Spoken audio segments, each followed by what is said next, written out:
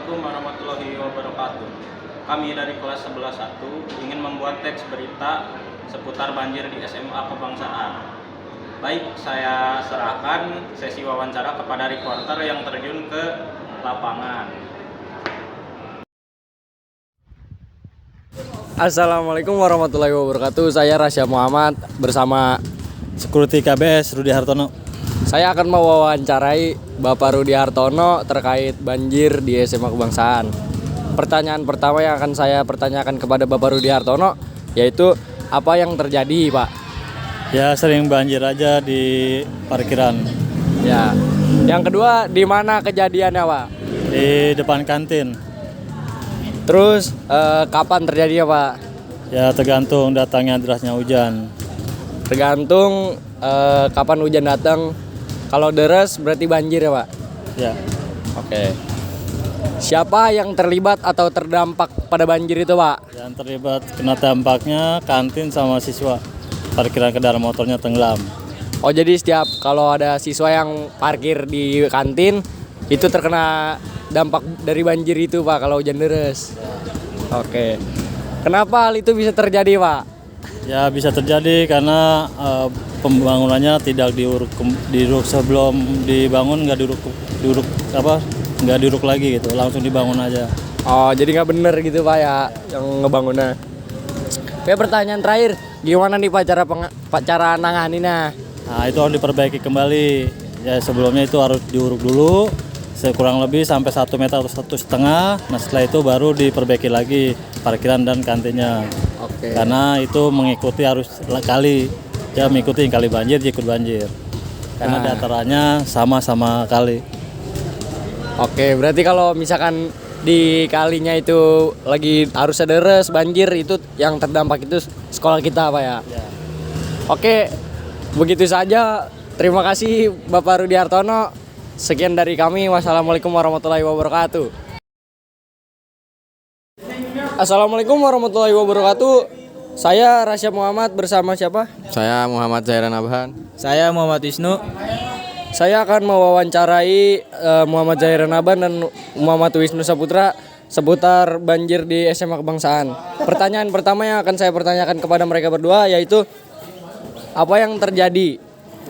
Yang terjadi adalah hujan yang sangat deras. Lalu karena minimnya saluran air di SMA Kebangsaan maka banjir di kantin. Ya.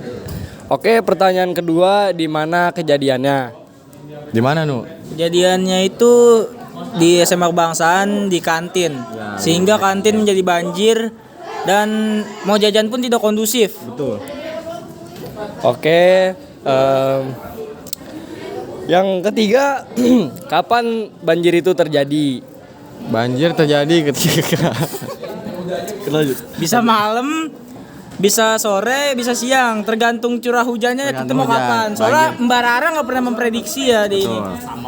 Lanjut. Oke, pertanyaan selanjutnya, siapa yang terkena dampak dari banjir tersebut?